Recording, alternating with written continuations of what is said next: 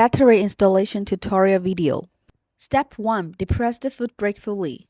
Step 2. Open the dust cover and place it on the port end. Step 3. Tuck the protective cover into the storage slot. Step 4. Align the battery sliding groove with the frame's guide post. Step 5. Ensure the 4 guide posts slide into the 4 corresponding rails on the battery. Step 6. Firmly press the battery as shown in the video until you hear a click sound.